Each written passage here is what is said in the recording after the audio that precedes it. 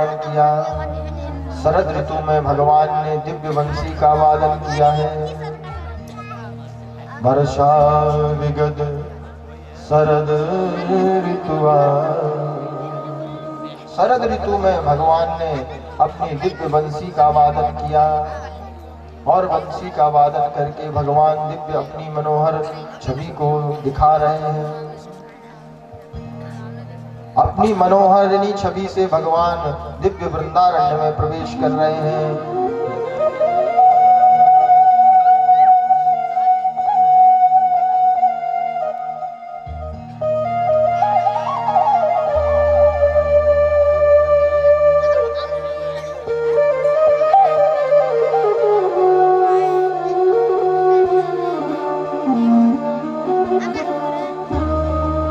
बरहापीडम नटवर वपू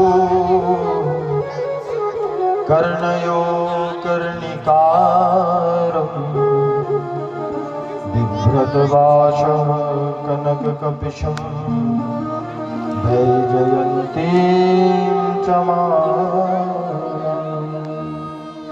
रन्ध्राणवेणोरधर सुधया पूरयन्गोपवृन्दैः वृन्दारण्यं स्वपदरमणं प्राविशद गीतकीर्ति।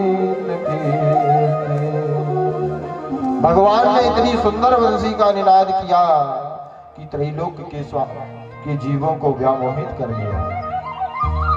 त्रैलोक के जीव जो हैं उन सभी को व्यामोहित कर लिया है।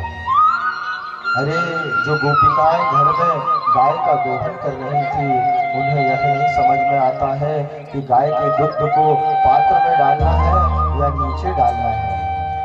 वह न पात्र में डाल पाती है न नीचे डाल पाती है, गाय दुहना ही छोड़ देती है। गाय के जो बछड़े हैं ना, वह अपनी माँ का दूध पीने के लिए कितने ललायत रहते हैं, परंतु भगवान की बंसी का निनाद जैसे ही सुनते हैं, वह बंसी का निनाद सुनते ही बछड़े गाय का दुग्ध पान करना छोड़ देते हैं। गैया मैया जो है कभी घास खाना नहीं छोड़ती है, जुगाली करना नहीं छोड़ती है, परंतु भगवान की बंसी का निनाद जैसे ही सुनती है तो मुख का चारा मुख में ही दबा रह जाता है और उस चारे को चबा भी नहीं पाती है और बंसी को सुनकर के व्यामोहित हो जाती है।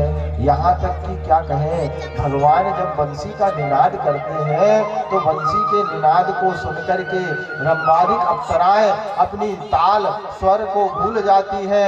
इंद्र के सामने जो रंबादिक अप्सराएं नाच रही है, वही भी रुक करके भगवान की दिव्य बंसी का निनाद सुनने लगती है। कल कल करौ करती कल्लोल कालिंदी भी भगवान के इस बंसी के निनाद को सुनकर के रुक जाती है। कालिंदी का जल भी कुंठित हो जाता है। भगवान शंकर जो है, भगवान शंभु स्वयं इस बंसी के रूप में आए हैं। बंसस्तु भगवान रुद्र, भगवान स्वयं बंसी का स्वरूप धारण करके आए हैं। भगवान ने अपनी बंसी को बजा करके त्रैलोक्य को व्यामोहित कर दिया। केवल बांस मात्र की यह बंसी नहीं है, कृष्णोपनिषद में लिखा है कि बंसस्तु भगवान रुद्र। हमारे भूत भावन भोलेनाथ ही हर बार जब भी भगवान का जन्म होता है तो रामावतार में तो हनुमान बनकर के खूब भगवान ने सेवा की। बोले हनुमान, तुमने हमारी खूब सेवा की है, अब हम तुम्हारी सेवा करेंगे, परंतु कैसे करें?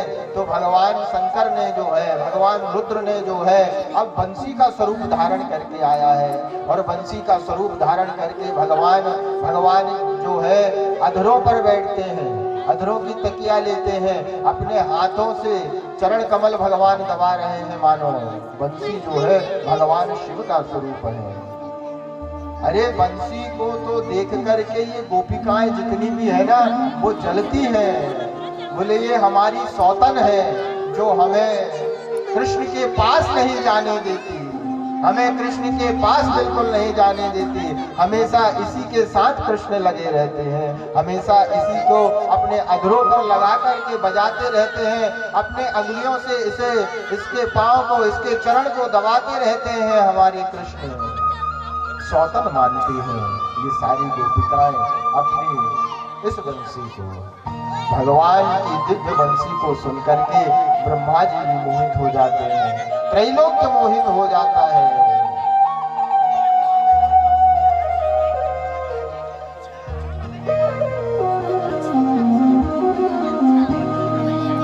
इति वेणुरवं राजन्